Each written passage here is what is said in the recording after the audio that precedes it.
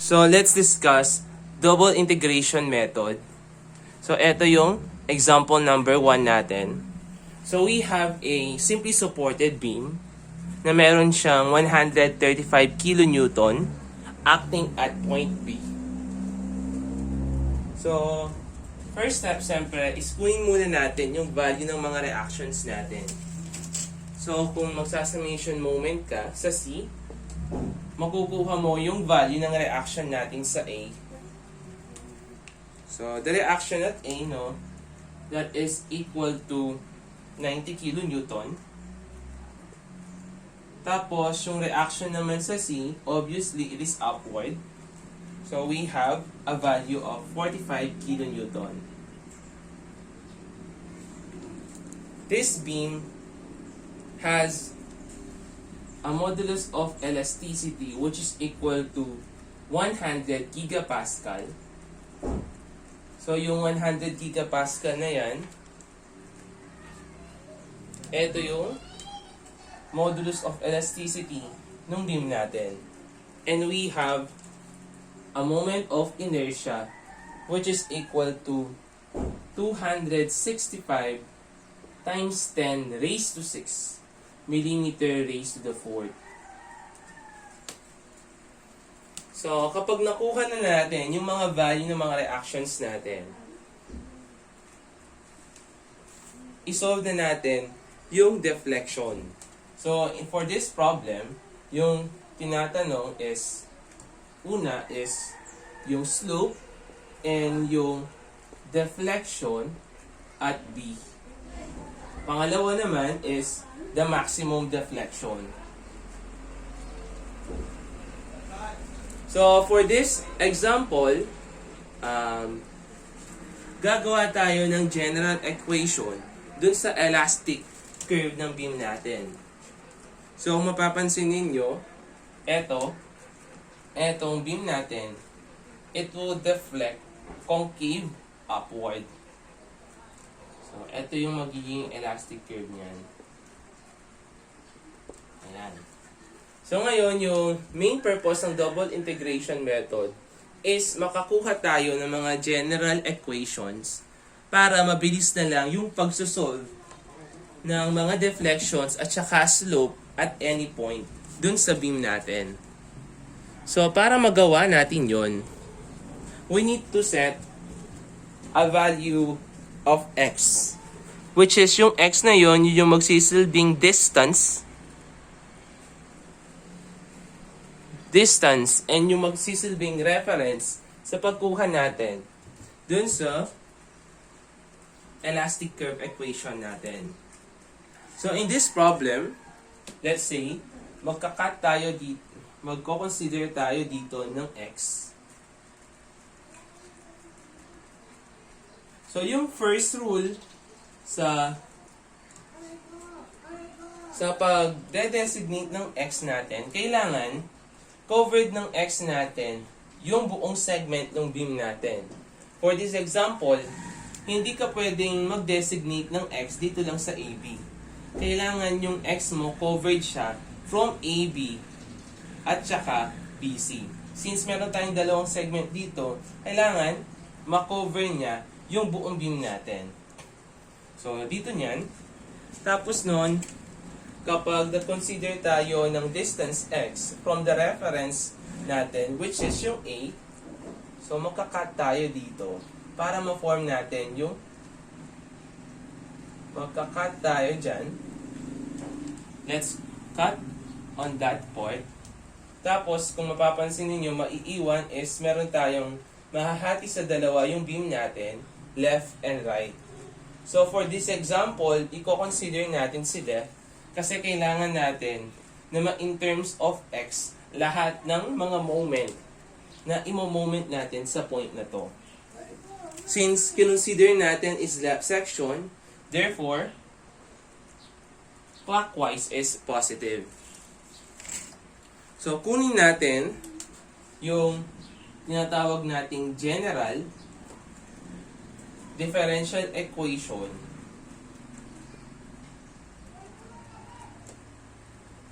of the elastic curve. So, meron relation yung elastic curve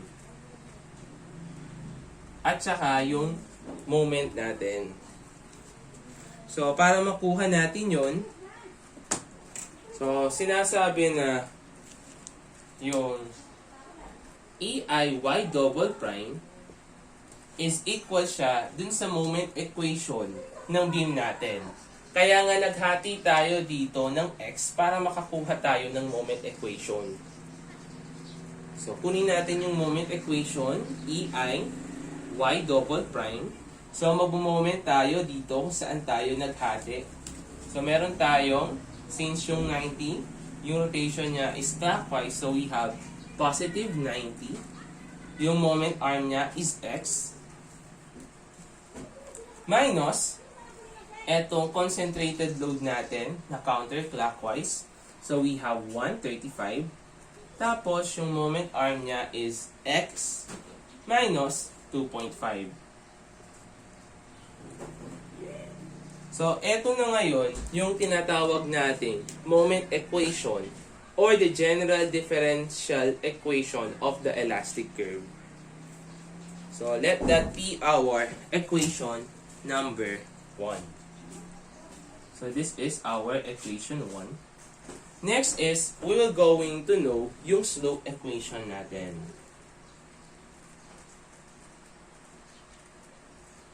So, dealing with slope equation, diba? Yung, kung mapapansin, kung mababalikan ninyo sa calculus, when we say y prime, we are dealing with slope. So, in this example, since naka-y double prime yung moment equation natin, mag-a-apply lang tayo ng integral calculus para maging y prime yung equation natin. So, for this example, integrate natin to. So, integrate natin siya.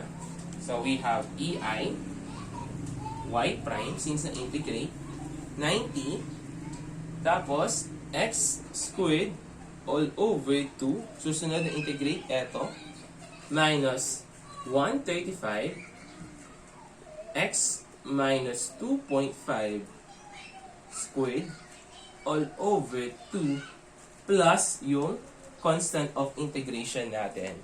So, sabihin natin na C1. So, kung aayusin natin yan, we have EIY prime is equals to 45 x squared minus 67.5 x minus 2.5 squared plus C1. Ngayon naman, kapag in-integrate natin yung EIY prime, makukuha natin yung value ng deflection equation natin.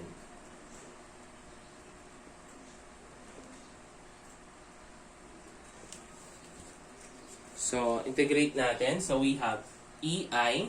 Kung in-integrate natin yan, magiging y na lang yan over 45 x cubed over 3 minus 67.5 x minus 2.5 cubed over 3 plus C1 x kasi constant plus yung constant of integration natin. So that will become our equation number 3. So, yung slope deflection natin, that is yung equation number 2 natin. So, kung isi-simplify pa natin yan, so we have 15 EIY is equal to 15 x cubed minus 22.5 x minus 2.5 cube plus C1x plus C2. So, yun yung magsisilbing equation number 3 natin. So, para ma-form natin yung value, para makabuo tayo ng general equation sa slope at saka deflection, kailangan nating malaman yung value ng mga constant of integration natin. So in this problem, we must find the value of C1 at saka yung C2 natin. So let's find yung value ng mga boundary. So apply natin yung hanapin natin yung mga boundary conditions natin. So kapag hinahanap natin yung mga value ng boundary conditions natin, kino-consider lang natin is yung mga supports natin. So let's consider muna yung isang support natin at joint A. So at joint A, ano yung value ng x natin? So joint A, it is obviously at 0. X is equals to 0. So ano yung mapapansin mo pa sa joint A? Yung meron tayong y prime dyan, yung deflection natin sa A, since support siya, that will become 0. So from this, makaka-form tayo ng relation. Tapos yung nakuha nating value na yan, i-substitute natin siya sa 3. So mangyayari niyan, ito yung equation 3 natin. So we have 0 is equals to 15, yung x natin 0, minus 22.5, 0 minus 2.5 quantity cube plus C1 0 plus the value of C2. So, meron tayong general rule, no? Sa double integration, dito sa mga naka-bracket natin. So, kung mapapansin ninyo, 0 minus 2.5, that is negative 2.5. So, kapag negative yung value nung nasa loob ng parenthesis, so, yan, inineglect siya sa equation natin. So, etong part na to, ine-neglect siya. Neglect. Kasi nga, yung value dito sa parenthesis natin is negative. Since negative yan, ine-neglect natin siya. Pero kung positive yung value nito, let's say, no, 5 minus 2.5, meron tayong positive 2.5, isasama siya dito sa equation natin. Pero since yung value natin dito is negative, ine-neglect natin etong part na to. So, looking sa mga remaining, we can now say that the value of C2 is equal to 0. So, ano ba yung value ng C2 natin? So, yung C2 natin dyan, yun yung deflection natin at origin. Since, saan ba nag-start yung X mo? So, in this example, nag-start yung X natin sa A. So, yung A natin, yun yung origin natin. Therefore, it is obviously na yung deflection natin sa A is equal to 0. Next, kailangan nating malaman yung value ng C1 natin. So, sabi ko nga, no, using boundary conditions, lagi nating kino-consider yung mga supports. Let's now proceed to at joint C. At joint C, what is the value of your X? So, meron kang value which is equal to 7.5. Then, what is the value of your deflection? Your deflection at C is equals to 0.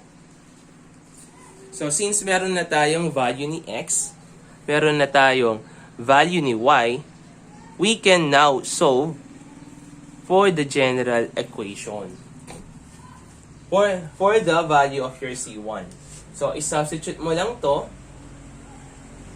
2, 3. Ulitin lang natin. So, we have a value of 0 is equal to, so, eto yan, 15. the value of your x is 7.5 minus 22.5. So 7.5 minus 2.5 cube plus C1 times 7.5 plus 0. Since yung value ng C2 natin is equals to 0. So in this example, so tingnan natin yung nasa loob ng parenthesis natin. 7.5 minus 2.5. So you have a positive value, which is equal to 5. So meaning to say, since positive yan, isasama natin siya sa equation. Pero kung negative yung value ng parenthesis natin, ine-neglect natin siya sa general equation. So let's solve. So 0 is equals to, so kung isosolve natin yan, so the value of C1 is equal to, so meron pa tayong EI dito is equal to negative 468.75 over EI kilonewton meter squared.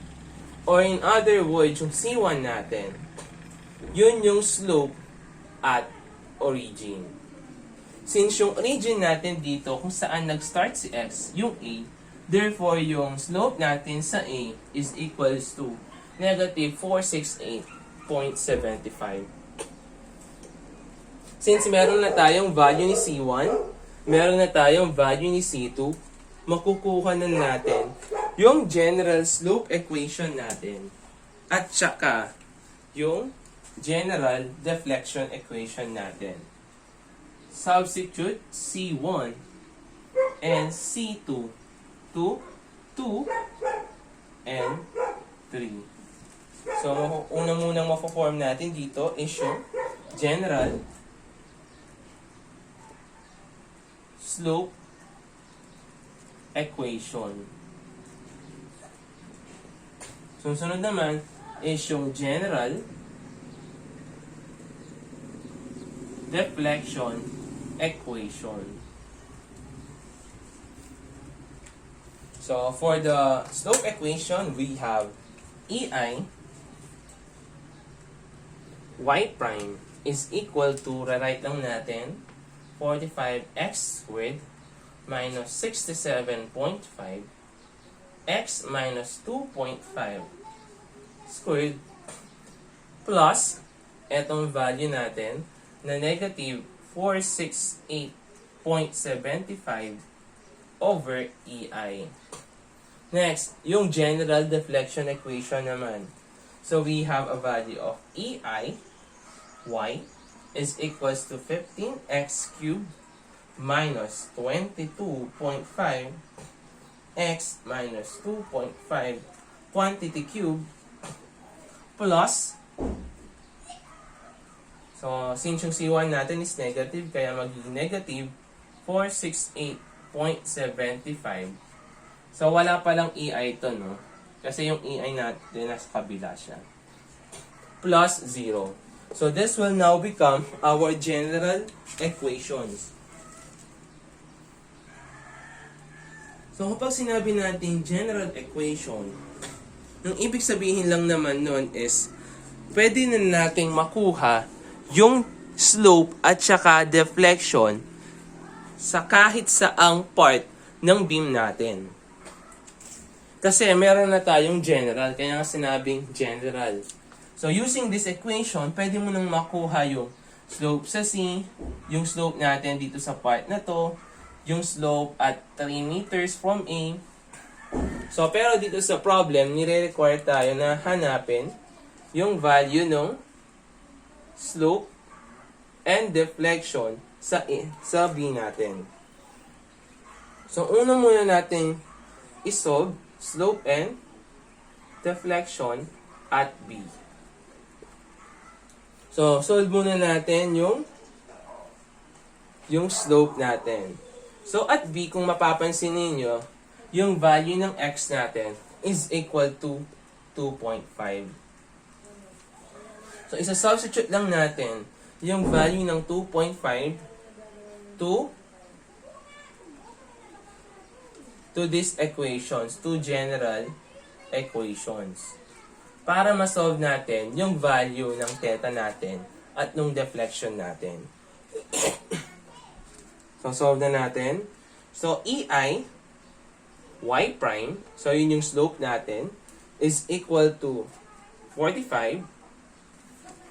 So, ano yung value ng x natin? That is equal to 2.5 minus 67.5. 2.5 minus 2.5 squared minus 468.75.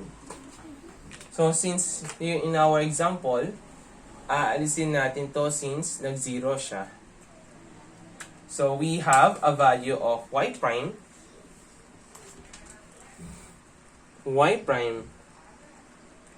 which is equal to negative 187.5 all over EI.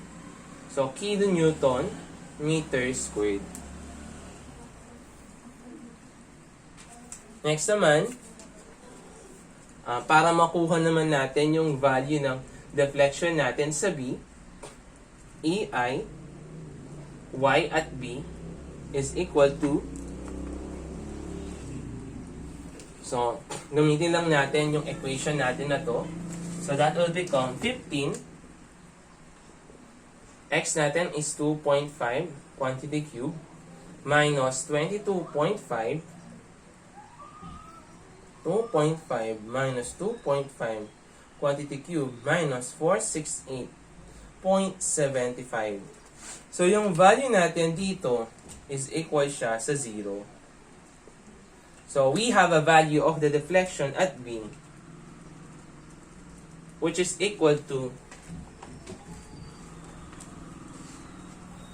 negative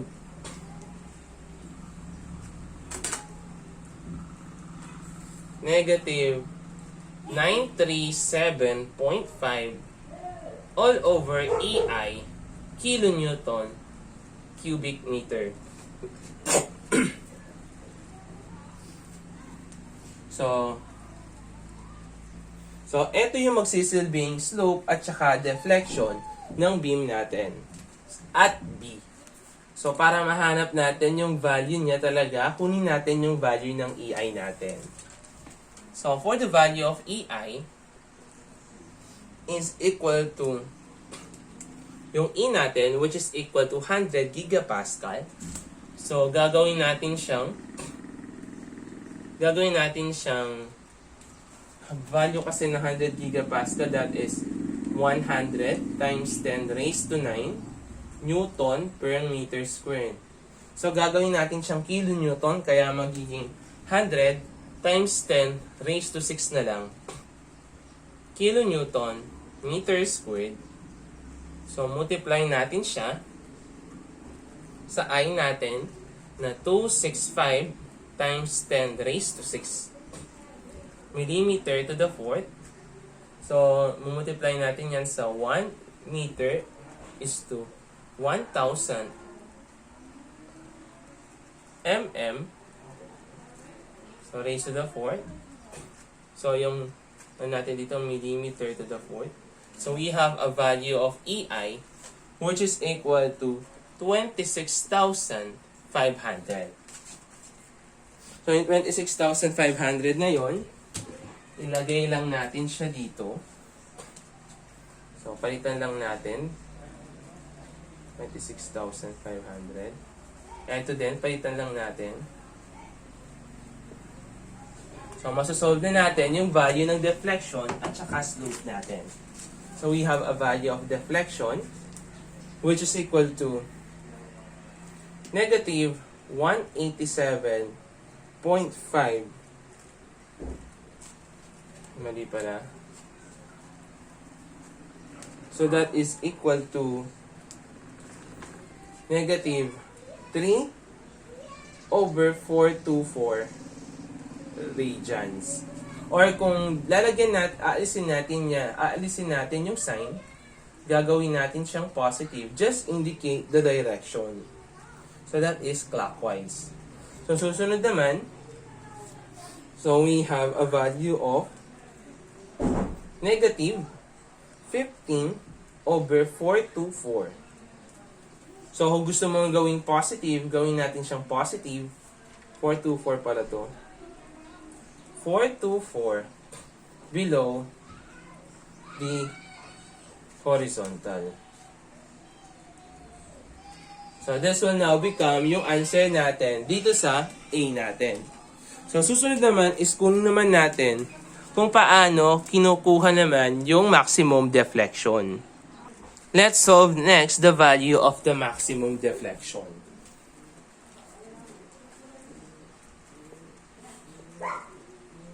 So remembering sa natin sa differential calculus, kapag nandirito tayo sa maxima, so usually yung slope natin dyan is horizontal. So kung yung slope mo dyan sa horizontal, meaning to say the value of your slope is equals to 0. So in this example, pinakamadaling gamitin yung double integration sa pagkuha ng maximum deflection. Kasi using the double integration, malalaman mo kung saan yung location ng maximum deflection natin. Bakit? Kasi isa-set lang natin yung slope natin equals to 0 dito sa general slope equation. So in this example, so kunin muna natin yung location ng maximum deflection natin. So kapag hinahanap natin yung maximum deflection, y prime is equals to 0. So, from the general slope equation, EI multiplied by 0 is equal to 45 x squared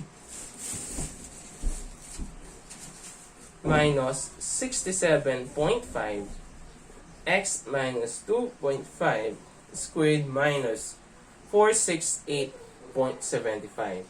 Since 0 yon, the value of your x is equal to 3.418 meter from A. So kapag nakuha na natin yung location ng maximum deflection, ito yung location ng maximum deflection, i-substitute natin yung value ng x dito sa general deflection equation natin.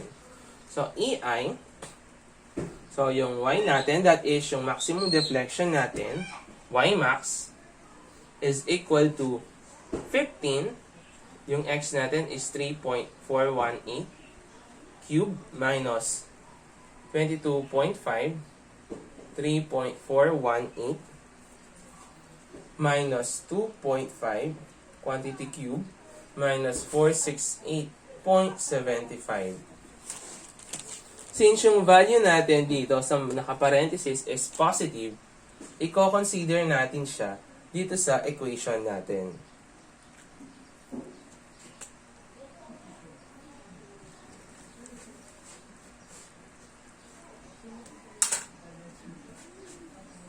So let's consider, no? So the value of your y max is now equal to negative 1,020.621 all over yung EI natin, which is equal to 26,500. So, ito yung EI natin. So, we have the value of y max, which is equal to negative 0.0385 meter or 38.5 millimeter below the horizontal.